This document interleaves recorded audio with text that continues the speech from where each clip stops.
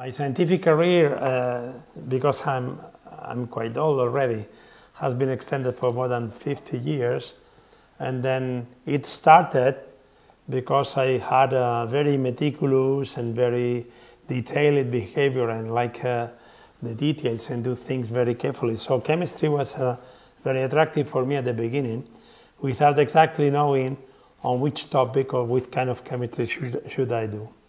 But a real change in my career came when I moved to the University of Madrid, and then at that time, since I found many people that were just trying to change their topics, and myself also, I wanted to undergo to a new chemistry. Then we discovered supramolecular chemistry, so the chemistry that is beyond the molecules, so the relationships between molecules, the way a molecule interacts with another, and the way that causes a new structure emerging with emerging properties that are not the properties of each of the components of the assembly.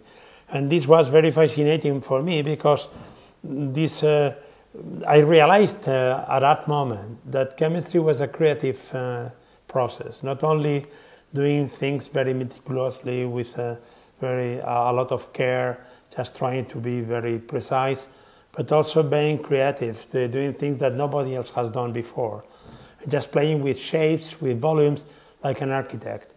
And this was easy for me because for family reasons, I was very close to art and to sculptures and to other things that were developed by my mother in particular. This was why most people in the community think that I'm in particular a very creative guy. So I play with molecules, not only with physical models, but also with computer models, and I pay a lot of attention on small details. So this group should be there, because being there, it will be close to this other one, and the action will be this one. In the future, when I will be just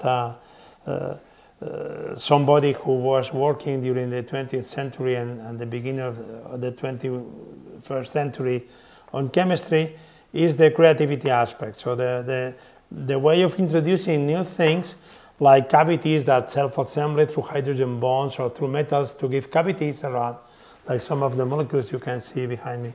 And then you can trap other molecules inside, like in a matryoshka structure.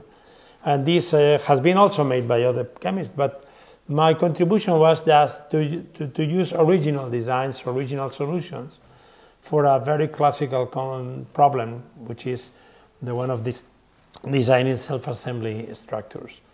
In some way, is like making complexity from single fragments. So it's the opposite thing as populist people that is very fashion nowadays, that want to solve a very complex problem by using single solutions. In our case, we use relatively simple blocks, but having all the structural information to adjust with each other and give rise to a very complex matter.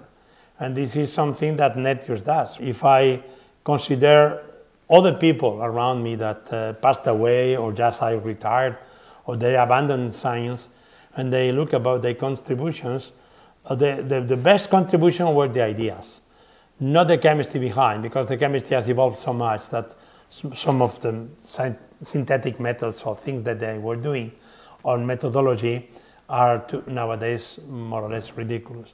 But the larger genius were those guys who were able to change the paradigm of something.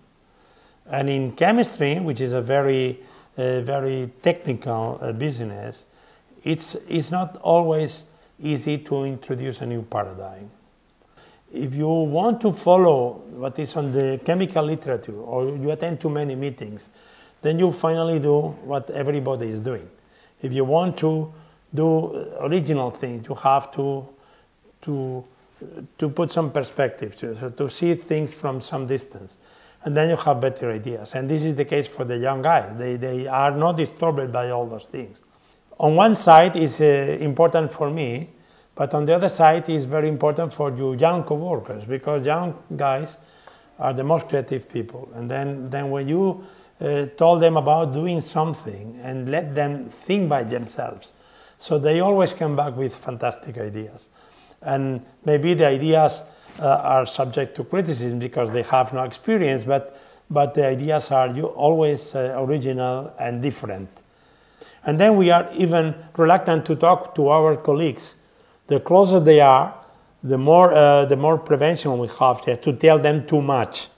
But if you exchange students, as we do nowadays, and send people to the foreign countries, so they are absolutely open. So they exchange all the ideas at the back of the buses, and this is good because science progresses much more.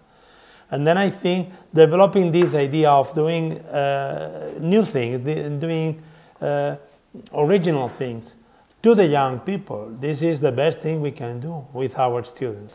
Learning them to think and to be critical, and this is one of our missions that I'm very happy to have contributed to this.